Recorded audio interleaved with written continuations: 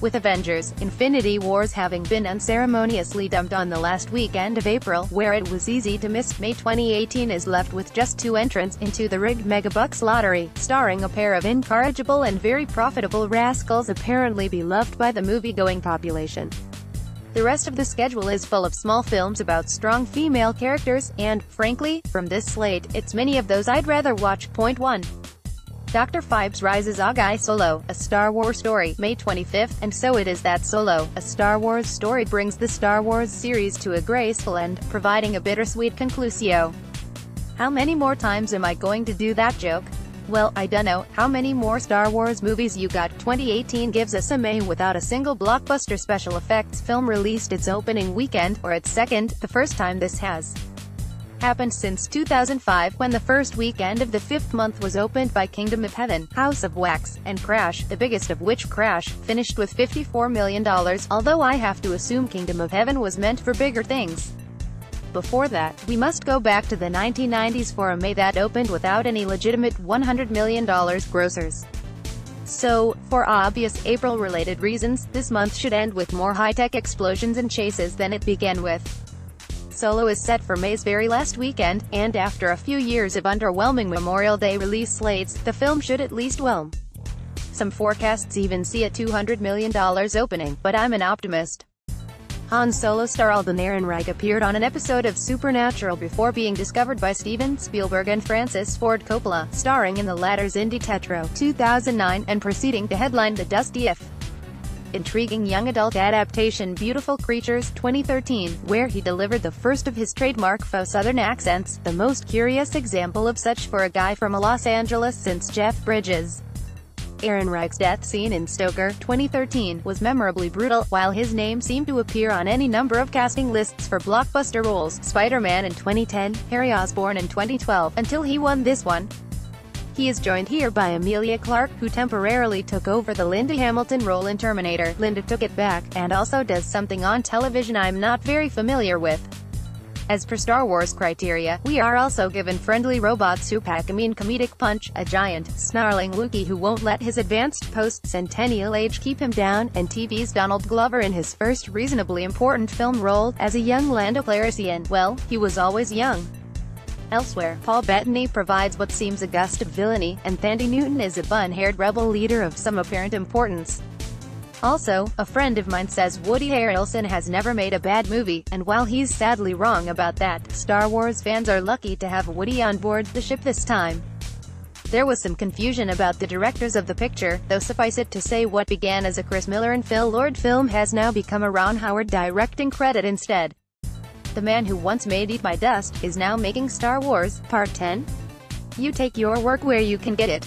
Putting credits, complaints, and utterly irrelevant background information aside, it's worth noting that Star Wars has won the box office year just about every time it's had something new out, just like the Friday the 13th series, though much less deservedly. The big exception was 16 years ago, when the original Spider-Man film, Ask Your Grandparents About It, bested Attack of the Clones, and took its golden crown, first in May and then the year entire. 2018 will make for the second time the Space Warriors have been beaten, I suppose, since Black Panther has already taken in $689 million. Wait, really? And the new Avengers film, such as it is making inroads at about the same goal. Han Solo could at least win the summer season, though, where it does have to contend with the Deadpool, Incredibles, and Jurassic Park sequels. Let's get ready to rumble. Opening weekend, $185 million per total gross, $515 million to Deadpool 2, May 18th, Deadpooler. Two of the biggest films of the year open within a week, but what have they done for me lately? Yet once more Ryan Reynolds dons on the pizza makeup, the tights, and the samurai sword, and launches into action, emitting a glib sense of humor while slaughtering hundreds of faceless nobodies privileged to die in his very presence. Such is the stuff of magic. Or so I'm told. The original film seemed to be tracking for some semblance of a $50 million opening, but decided to just go ahead and start with $132 million over 3 days, unduly intruding on my beauty sleep on an otherwise slow February weekend in 2016. It broke all sorts of records for R-rated, ultra-bloody films, $363 million total, and its sequel appears aching to break a few more. In the first film, Deadpool killed dozens or hundreds of people to thank them for curing him of his terminal cancer. The plot this time could not have possibly been predicted by anyone who'd seen the first film, and didn't also follow the comic books. Deadpool 2 introduces some kind of time-traveling, ill-tempered cyborg named Cable, who has seen too many Terminator films for anyone's own good, and who may or may not be the villain. Elsewhere, Deadpool assembles a team of superpowered individuals, and names them the X-Force, while commenting on the irony or intellectual property theft or some such humor. The advertising for Deadpool 2 treats all this material like you should have already known it was coming, and maybe you did.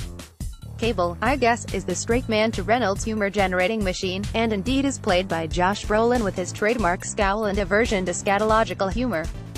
Returning parties include Leslie Uggams as Deadpool's blind neighbor, T.J. Miller as a supporting humorist, and a walk-on role by one of our most prolific and highest-grossing screen actors, Stan Lee. Zazie Beetz is some kind of gun-toting vigilante, and the posters include unicorns and a giant rubber ducky, for any potential animal lovers in the audience. All of this must sound terribly appealing to a lot of people, because Deadpool 2 should outpace even the loaded totals of its original film, which cut out the middleman by opening with the kind of weekend that should have been reserved for its own sequel. How much uncharted land that leaves for Deadpool 2018 isn't clear, though audiences certainly have a penchant for giving hundreds of millions of dollars to superhero films and then, immediately thereafter, hundreds more to satires of those films that point out how ridiculous they are. Opening weekend, $200 million per total gross, $455 million. 3. Life of the Party, May 11th. In a month where almost every film but the top 2 seems to be themed somewhere on this subject, Melissa McCarthy stars in a story about mothers and daughters, opening right on time for Mother's Day, and for the record, Deadpool and Han Solo didn't have mothers. In the tradition of Rodney Dangerfield enrolling in his son's college and back to school, McCarthy is a mother who follows her daughter on to higher education after her divorce leaves her aimless. Now, I don't hear much impassioned and nostalgic longing for back to school today, but it was a funny film and one of the bigger movies of summer 1986, opening on June 13th, the same day as the legendary Ferris Bueller's Day Off, and ultimately besting it, $91 million to $70 million. In the long run, it seems Ferris was triumphant anyway. Life of the Party is McCarthy's third collaboration with husband Ben Falcone. She is star, he is director, and them jointly on scripting duties, after their interesting Tammy 2014, and Uncouth the Boss 2016, both reasonable stimulants of box office grosses, $84 million and $63 million, respectively. This new film promises the opportunity of viewing McCarthy desecrate age-old and august college traditions like frosh week and mass consumption of beer kegs, while learning an important and affirming life lesson, or two, in the process. Let your kids go. You can't relive the past. The possibilities for self-improvement are endless. Looking at this forecast list as an anti-Solo and anti-Deadpool delegate, I see a lot of quality, but few plausible box office champions, save for this one. If the thirst for counter-programming to the two dynamos is deep enough, the McCarthy film could even play for enough weeks to cross $100 million. Make Rodney Dangerfield proud. Opening weekend, $22 million per total gross, $75 million total. 4. Show dogs, May 18th. Children this May are set to be entertained mostly by the dour Thanos and the brash Han Solo, and by potentially inappropriate excursions to the heavily R-rated if supremely immature Deadpool, so Show Dogs stands in striking contrast to the landscape it enters and surveys. Show Dogs may appear a goofy and potentially scatologically inclined comedy, but anything with dogs in it can only ratchet as a positive. Show Dogs, the title, is completely literal. The film is helmed by Roger Gosnell, an old-handed broad children's entertainment. From Home Alone 3 to the Scooby-Doo films to all the Smurfs and Chihuahuas you can shake a stick at, and should. Will Arnett stars as a police detective on the trail of some malfeasant behavior, a collection of clues he follows to the Westminster Dog Show training rounds, or to an incredible simulation thereof. Among his human co-stars is Natasha Lyonne, nice to see in a major film again, while the roster of voices coming out of Helpful Canines includes Ludacris, Alan Cumming, Stanley Tucci, Jordan Sparks, Shaquille O'Neal, and of course Gabriel Iglesias, who had no less than 5 voice roles in major films last year, and so wasn't going to pass this one up. This film's probable detractors may be distressed by what I suspect will be its higher-than-expected opening and total, but I'm just glad to see someone putting up a fight against Deadpool absolutism. Especially if it involves cute dogs. Opening weekend, $14 million per total gross, $45 million. 5. Breaking in, May 11th. The Breaking In poster features an intense Gabrielle Union standing firm and ready for battle, with the tagline, "Payback as a mother," emblazoned across her person. This lines up nice symmetry with the recent Tyler Perry film Acrimony, where an angry Taraji P. Henson sat cross-legged in a dark room while "Hell hath no fury" was scrawled across the premises. Acrimony was a tale of uncompromising revenge and hatred by a character who would not budge from her position, and that position's merits were, to the film's credit, made debatable rather than one-sided. Breaking In, on the other hand, is much more clear-cut, a thriller with a female lead about city dwellers who encounter violent malevolence in the remote outdoors, and proceed to kill it. Union plays a mother who must attend to her father's passing in a large house in wooded locales far from significant population presence. There, she is challenged by home invaders who are after some secret treasure, and the film's poster more or less gets right to what happens next. She takes up arms and fights back to rescue her children from the offending parties.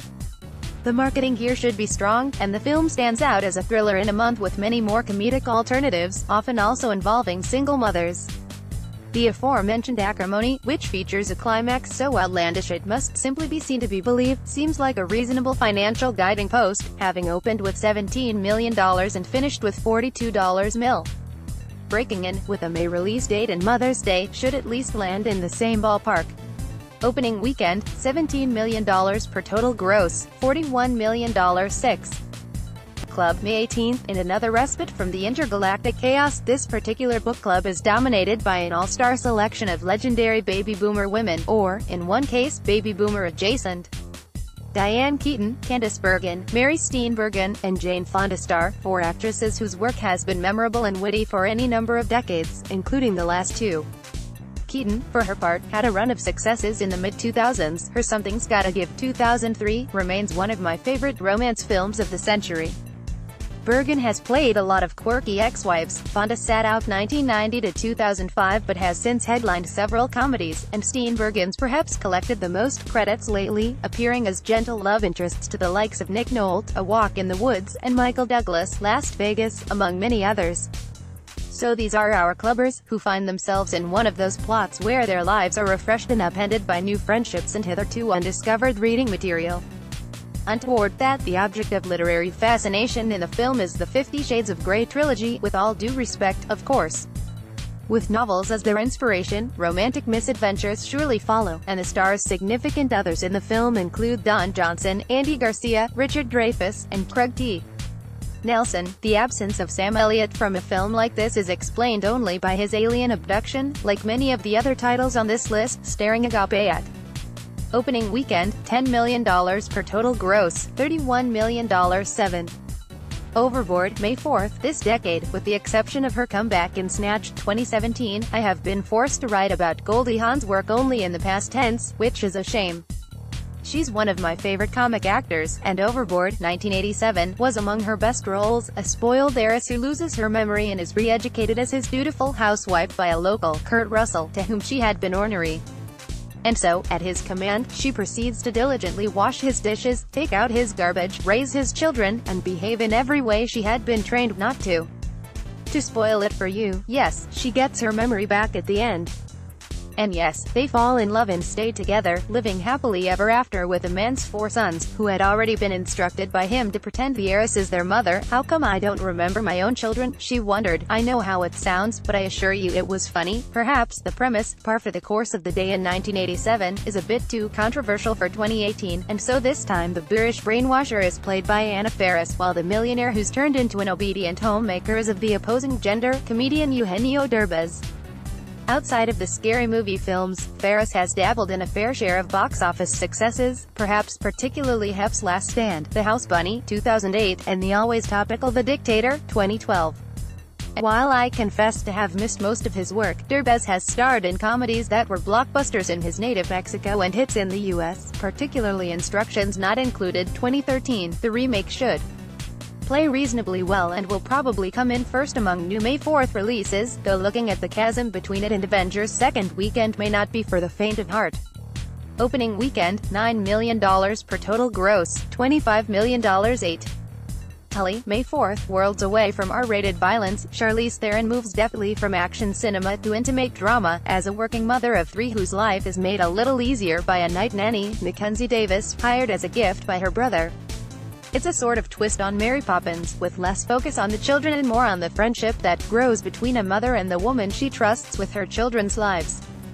Tully is written by Diablo Cody and directed by Jason Reitman, and indeed Theron and the director worked together on the well-reviewed young adult 2011, a dark acerbic nightmare about an ex-cheerleader prowling around the streets of small-town Minnesota. After his upbeat, fitfully charming, and financially Excelsior Thank You for Smoking 2006, Juno 2007, also scripted by Cody, and Up in the Air 2009, the turn to young adult must have seemed a tad jarring. In any case, Reitman's new film is receiving quite positive reviews, his best since about his previous work with Theron, and setting it up as an excellent candidate for those seeking material outside of the Marvel-Disney coalition. Opening weekend, $6 million per total gross, $25 million. 9. Bad Samaritan, May 4th. Bad Samaritan is an old dark house thriller placed on the opening weekend of May in the belief that every month of the year must have at least one horror film. For other smaller films of the genre opening on this summer starting weekend, I'm reminded of An American Haunting in 2006. Indeed, even as a practicing demographer of the upcoming film schedule, I must confess I had no idea this film was opening in wide release until a week ago. I've failed you all. The story is about a valet, intriguing Irish actor Robert Sheehan, who breaks into a wealthy home, where he discovers a captive woman and the evil afoot that had made her so. A former Doctor Who, David Tennant, it is the villain, along with Carrie Condon as the woman, and direction by disaster film enthusiast Dean Devlin. This film's obscurity is not an indicator of absent quality. Bad Samaritan is receiving generally positive reviews, and could acclimate itself respectably, even at the bottom of the list. Opening weekend, $2 million per total gross, $5 million. View forecast columns. View other columns by Michael Landere. Email this column.